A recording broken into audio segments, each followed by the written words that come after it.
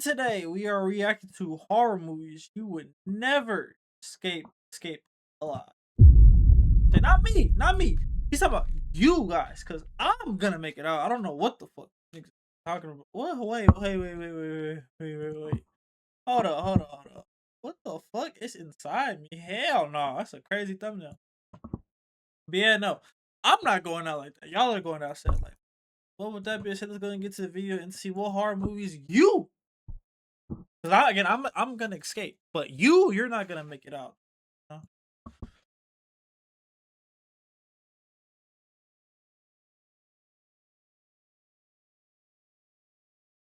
know? Probably think you'd survive a horror movie. That's the problem right there. You think there's a version of events where your quick thinking and adrenaline Me, yes, absolutely. I'm making it out, bro. I don't. That's not even a hot. That shouldn't even be like super.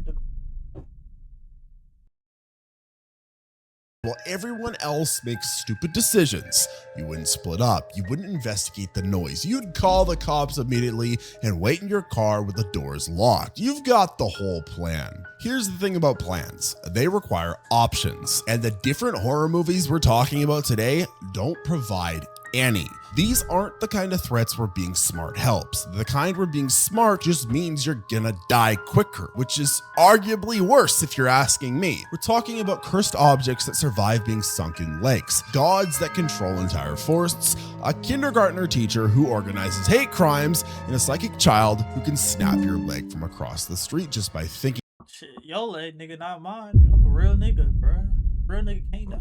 About it. These are horror movies where you have zero chance escaping, and your confidence is not helping that. So here's the thing about Stephen King's The Monkey. It's a wind-up toy that kills people. And before you start thinking, okay, I'll just smash it with the hammer, you should know that that's been tried many times. The main character, a guy named Hal, discovers this thing as a kid after it kills his mother, because the monkey has a better return policy than anything you've ever brought online, and it just always comes back to the sender. Every time the monkey bangs its little drum, someone nearby dies. Not might die or could die, they just die. Usually in some freak accident, looks totally random until you notice the pattern. Your uncle has a heart attack, your friend's car goes off a bridge, the neighbor's kid drowns in a tub of The only movie I think I wouldn't be able to survive is probably Final Fantasy, honestly. Because it seems like with that, bro, it's one of those things where, like, once you're in it, bro, like, there's really no escape. That's the only thing I can see taking me down for sure. mayonnaise, and you're standing there holding this grinning toy monkey thinking, surely this is a coincidence, except it keeps happening and you know it isn't. Now, you're probably thinking that you would just throw it in a fire or run it over with your car. Yeah, that's cute, but Hal tried that. He tried everything. The monkey survived being locked in an attic for years. It survived being thrown down a well. It came back to Hal no matter what he did. The thing finds its way back, and it doesn't chase you, it doesn't follow you, it just appears, sitting on a shelf or in a closet, waiting to start drumming its little drum again. The whole problem is that you can't fight something that doesn't need to be near you to kill you. You definitely can't destroy something that treats physics as a suggestion. Your best case scenario is containment, which means you would need to figure out the curse before everyone you know is dead, and judging by your current problem solving skills, that's not happening. At least the monkey stays still between the kills. What if the monster could outrun your car and climb walls? We're talking about Until Dawn. It drops a group of friends on a mountain where things that used to be human now hunt them for sport. The transformation process was basically eat a person, become a nightmare. These things are called the Wendigos, and they've got the kind of physical abilities that Notice how nobody black was there. Just want to go ahead and point that out. I saw no black man there.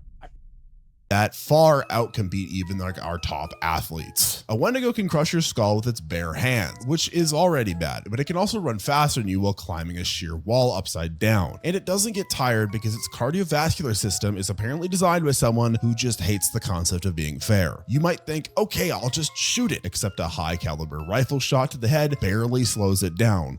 And you definitely don't own a high caliber rifle. And if you do, Nigga, how you know? How you know what I got going on, bruh? Nigga, you think you know everything, nigga? No, you don't know everything. Nigga, you don't know what I have. Fuck. you have other problems. So your options are getting narrower by the second. The game's actually pretty smart about this. Wendigos hunt by movement, so you can stand completely still and they don't really see you, which would be great information to have if you knew it before one was already standing 3 feet away trying to decide which limb to rip off first. Problem is, you won't know this rule, and even if you did, staying perfectly still while a 7-foot tall skeleton monster breathes on your face is not something you or my nervous system is equipped to handle. You'll twitch, it'll notice, or you'll start sweating and it'll notice that, kind of doing I won't be sweating. I'll stand there with no fear in my heart, man. Quit playing. an unplanned game of charades, except your charade's task is being in 7 pieces on the floor. And these things don't just kill you quickly, they're smart enough to torment you first, mimicking voices to lure you into a trap, using the environment to separate groups, essentially playing with their food because they've got time and you don't. One character in the game gets his jaw ripped off, which seems excessive until you realize the Wendigo is kind of base and that guy needed to shut up. But hey, at least Wendigos are confined to the one mountain. What if you wandered into a forest where the trees themselves were actively working against you? The ritual takes 4 guys on a hiking trip through Sweden, which goes wrong the moment they step into the forest owned by some. Boy, fuck no, I would have saw that shit, nigga. I was just say, yeah, trip canceled. I'm gonna go ahead and back to I'll catch y'all boys up, man. Y'all boys be straight, but me, no, I'm not going for that.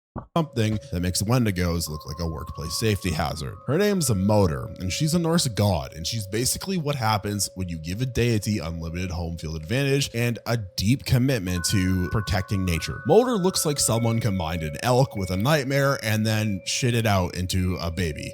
I don't know, it's got a lot of extra limbs for no other reason other than to make you uncomfortable, and she's got that kind of strength that lets her impale a full-grown elk on tree branches just to honestly farm aura. That's literally the only reason she does it. When one of the guys hits her in the face with an axe, she barely notices, and when another shoots her with a hunting rifle, she treats it like a minor inconvenience. You are not carrying an axe or a hunting rifle right now. If you are, again, you have other problems. Your damage output here is already approaching 0. But the physical stuff isn't even the worst part. Motor can control the entire forest, which means she knows exactly where you are at all times, and she can make the environment itself trap you by just rearranging trees or paths while you're not looking. She also invades your. Okay, nigga, I can just fly. And then now I don't have to deal with it. I could just fly above it, you know? Mind, pulling up your worst memories and projecting them as hallucinations, which is extremely effective because you'll be standing there reliving that embarrassing day in middle school. Yeah, that one. We all know about it. It's pretty embarrassing. It's just she's over there deciding when she wants to impale you next to a tree. The only reason one guy survives is because he makes it to the edge of the forest, and Motor can't leave her territory, which is great, except you wouldn't know where that edge is, and you definitely wouldn't have the stamina to run there while being. I do. I definitely have the stamina to run. What happens to me when you're black? You're spawning it with at least a 75 overall in all athletic attributes. So I definitely would have it. Psychologically tortured and chased by an invincible forest god deer moose. Your survival plan is literally hope she gets bored, and she won't. You're not escaping her. Now, let's talk about what happens when the monster is just a regular guy who's really prepared and owns night vision goggles. Buffalo Bill proves that you don't need supernatural powers when you've got a basement and a solid understanding of human psychology, and his whole operation runs on one simple truth. People want to help someone who looks hurt. He pretends he's got a broken arm and needs assistance, loading something into his van. You walk over because he. Oh no. As a kid, bro, my dad always told me to watch out for people like this, bro. Cause they'll get you, bro. They'll catch you slipping. I remember one time we were driving, I forgot where we were coming from, but we were coming from out of town, coming in town, and some people, their tire had blown out or something like that. But it was like 3, 4 of them or whatever. And my dad had pulled over. It was talking to him for a little bit, and then said he was gonna come back and help. You know that help. Cause if because I'm pretty sure it was like 3 guys and 2 women. It's like you already have 3 men here. You don't need another man's help. Figure it out. You're not a woman. You're a decent person, and congratulations, you just failed the only test that mattered. Because guess what? You've been kidnapped. Once you wake up, you're at the bottom of a well that's about 20 feet deep with walls. It's smooth enough that climbing out isn't happening unless you've been training for this specific scenario. Which, let's be honest, have you?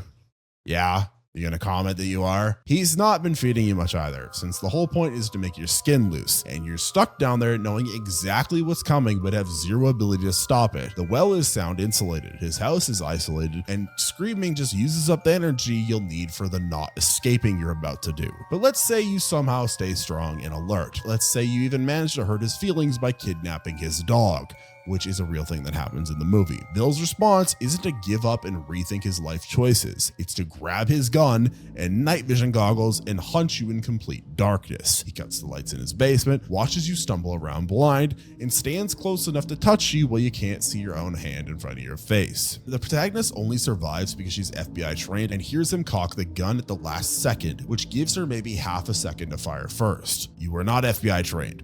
You don't have. How do you know that though, nigga? Nigga, you don't know me. Now you watching this video, you're not FBI trained.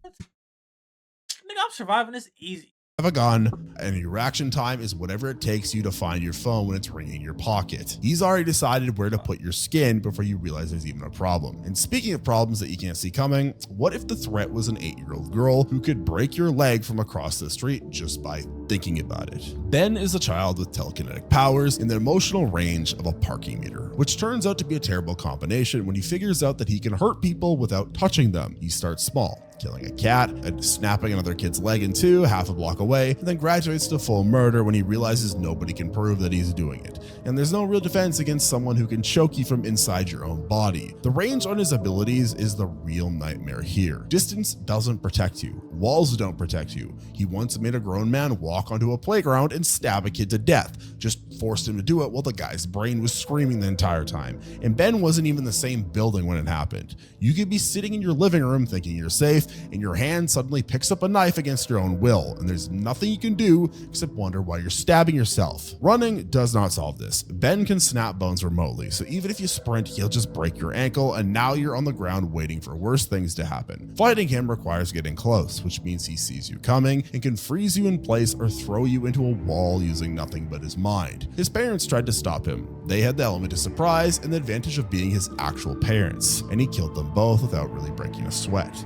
The only people who survive in his movie have psychic powers of their own, which you don't have. I do. I have plenty of psychic powers. It's called manipulation, nigga. Go ask the women I've dealt with in my life. So your options are basically hope he doesn't notice you or die in whatever creative way he's currently workshopping. He can also make you hallucinate, so even running away might just be you walking into traffic while your brain shows you a completely different scene. There is no strategy here. You just lose. Take that same energy, but add 40 armed cultists and a goddess who feeds on blood. We've got our next horror movie. Apostle drops you on an island run by a cult that's holding an actual goddess prisoner, and the power structure here is simple. The cult has guns, the goddess has roots and vines, and you have whatever you packed for a weekend trip. The cult survives by doing blood sacrifices to keep their crops growing, and they've gotten extremely efficient at the whole murder people in very bad ways part of the operation. Their big execution method is this hand-cranked drill that goes into the back of your skull, and they do it in front of the whole village to keep everyone in line, which works because watching someone get a DIY TikTok shop lobotomy tends to discourage rebellions. They've also got a guy called the Grinder who wears a mask and literally grinds people into fertilizer using a table saw situation. I thought he was the guy that made the app. Apparently not. And his whole job is just disposing of anyone who figures out what's happening and tries to leave. Leaving is the central problem. There's one dock. They control all the boats, and at one point they burn the boats just to make sure nobody's getting ideas. The island is 10 miles offshore, so swimming is not realistic unless you're really skilled in the amazing. Are you naked? Are the booty cheeks out? Oh no! Oh yeah, I can't even see my mouse. Damn.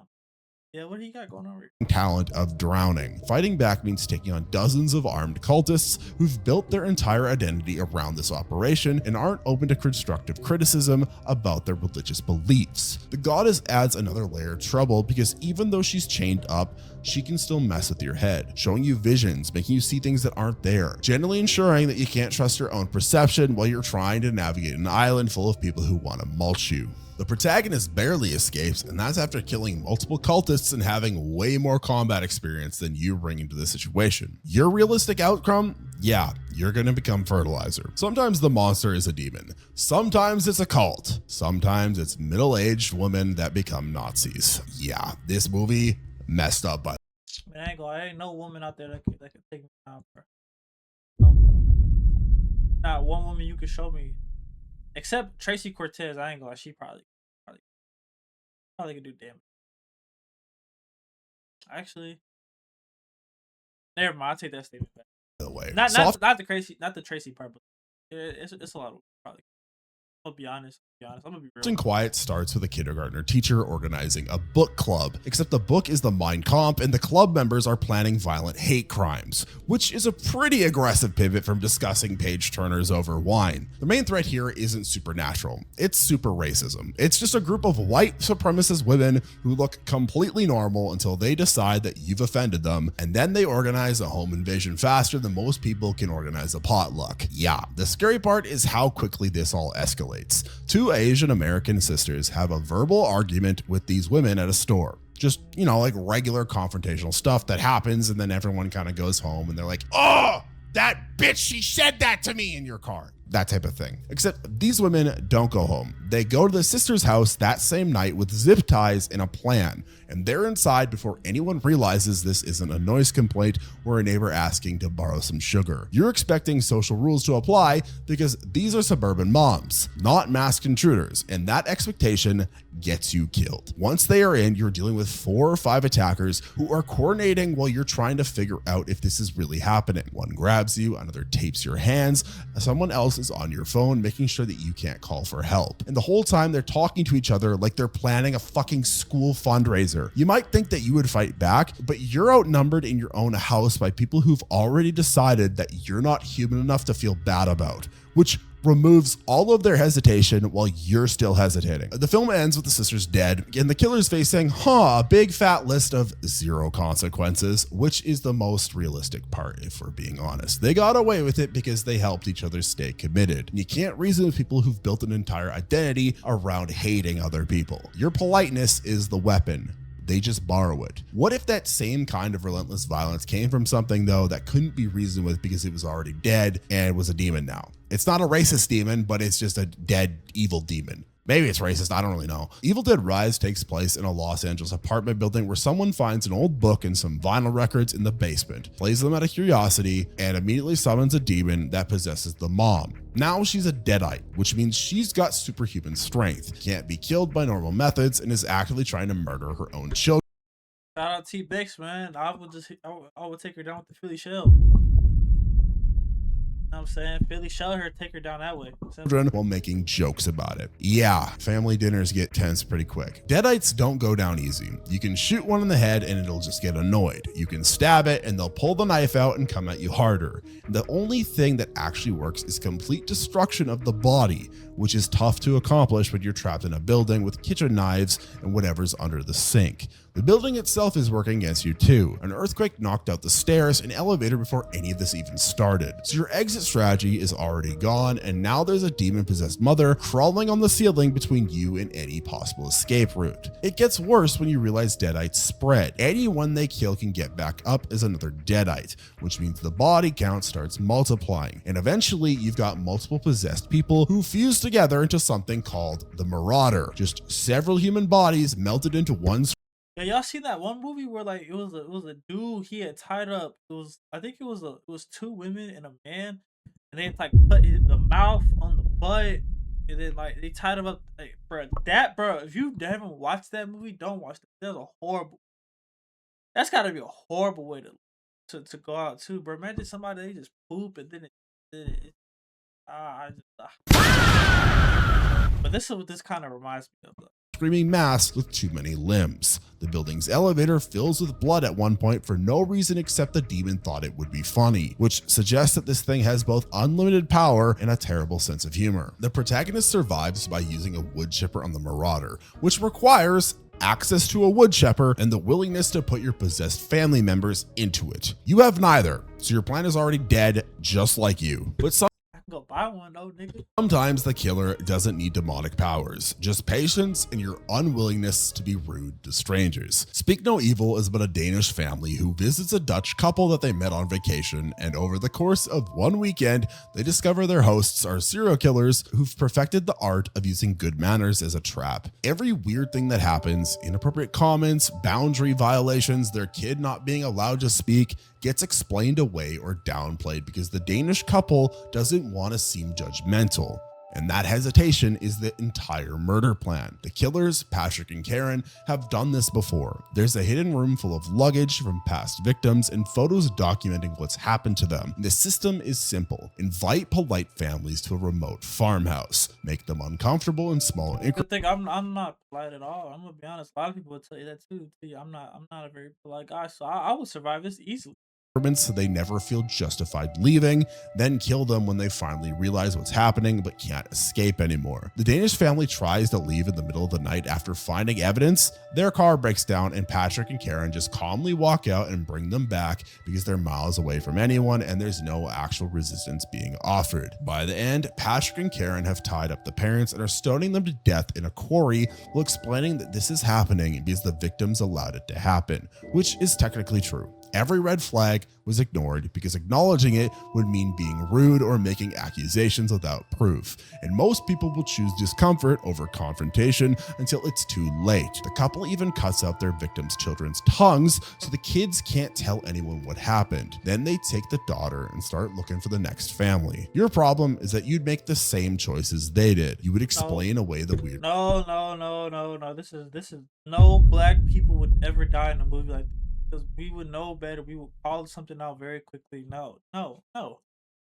This would only work on Caucasian behavior. You'd stay out of politeness. You'd get in the car at midnight when you should have walked. And you're likely to be pretty heavily affected by social pressure. The good news is that these were all human threats working within normal reality. The bad news is the next one is a fungus that turns you into a screaming meat puppet 5 miles underground. The Super Deep sends a research team 7 miles underground to investigate weird activity at the world's deepest borehole. And what they find is a mutant fungus that's been evolving in isolation since before humans existed, which gives it a pretty substantial home field advantage. This isn't the kind of mold that you scrub off of your shower tile. It's a parasitic organism that colonizes human tissue faster than your own body can register what's even happening. And by the time you notice something's wrong, you're already hosting a network of fungal threads that's working its way through your organs. Infection happens through spores in the air, so breathing is the main risk factor,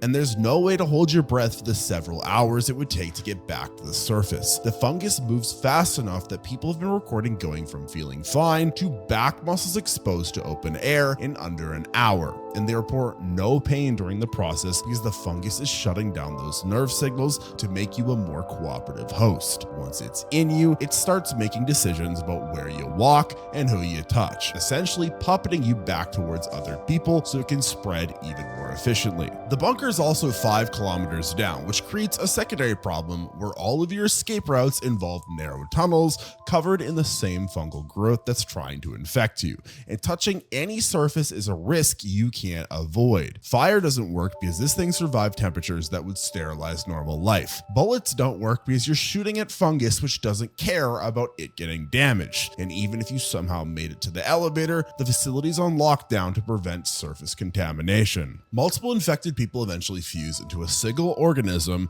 that's got too many limbs and several screaming faces, and it moves faster than the individual bodies did separately. The protagonists stop it by blowing up the entire facility, which is brave but also requires explosives training and a willingness to die in the explosion. You lack both. Now let's discuss a guy who weaponized nature instead of fighting it, specifically by training great white sharks to be his personal pets. Tucker runs a fake shark cage diving business off the Australian coast. His actual business model is capturing tourists and then lowering them into the water as live bait while he films the whole thing on an old camcorder. His boat is the trap, the ocean is the prison, and the sharks are basically. This reminds me of those billionaires that went on that they went in that submarine, I think is what it's called, to go down to the like low water, and they like if you did some shit that you like, you don't have to do this at all.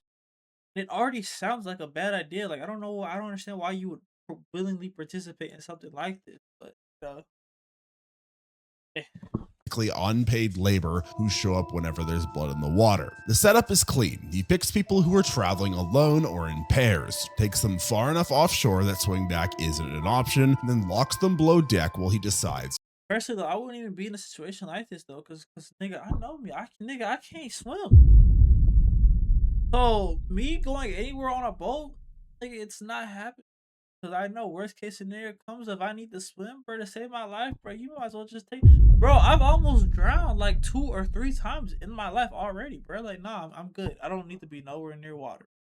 On the timing. He can't call for help because there's no cell service and he controls the radio. You can't fight him because he's armed, crazy, obsessed with baby shark, and you're wearing a fucking bikini, Jennifer. What are you gonna do? And jumping overboard just means that you're in the water with the sharks ahead of schedule. One character tried to escape by swimming towards a wedding party on the beach, and Tucker just follows her in a dinghy and scoops her back up before she gets even close. His equipment includes a harness system that lets him dangle people at whatever depth he wants, which means he can control how long the sharks take to notice you and whether they get a full meal or just a taste. He's also got a spear gun for the finale, which he uses in shallow water after the sharks have done most of the work. And his backup plan for witnesses is to feed them to the sharks as well, so there's no pattern for police to notice. The movie ends with Tucker getting killed by a shark after the protagonist stabs him and he falls in bleeding. But that required her to be an experienced diver who could stay calm underwater while a great white circled her.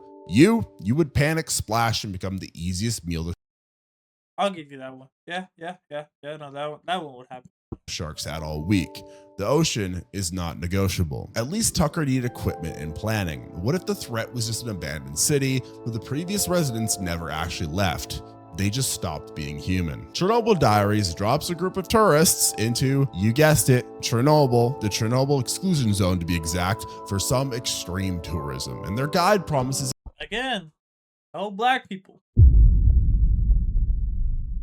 No black people here at all. it's totally safe right up until the van's wiring gets chewed through and they're stranded in a radioactive ghost city after dark. Turns out the zone isn't abandoned. It's full of people who were left behind after the disaster and adapted to the radiation by becoming feral cannibalistic mutants who treat the ruins as their own little personal hunting ground. These mutants have been living in extreme radiation for decades, which means the environmental poison that's killing you is just trend to them pretty much. And they can chase you into the hottest zones knowing that you'll get weaker while they're fine. They're smart enough to sabotage vehicles, set traps using bait, and coordinate ambushes. But they're also savage enough to drag victims into buildings and leave behind piles of bones as fun little decorations for their friends. The city itself is a maze of collapsed structures and underground tunnels they know by heart and you're seeing for the first time. Running doesn't help when they're faster and the train is working against you. Hiding fails because they can hear breathing and movement in the silent dead city. Fighting back with the guide's guns get you maybe 2 kills before you're out of bullets and there's a whole group of them coming for you. The longer you stay, the worse the radiation exposure gets too. So some characters in the movie just start going blind and developing burns just from being in close proximity to the reactor, which would reduce your ability to navigate or defend yourself right when you need both of those senses the most. Even escaping to the perimeter doesn't save you, since the military shoots survivors on sight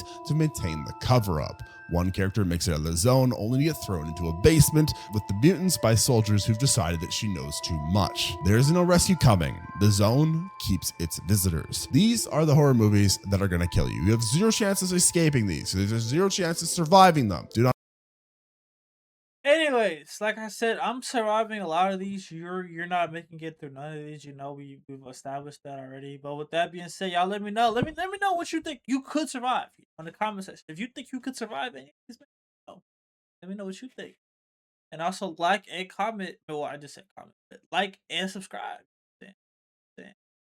I'd appreciate if you could do that, man. Good talk, dog. You know what I'm saying? With that being said, I'm gonna catch y'all boys later, man. Peace.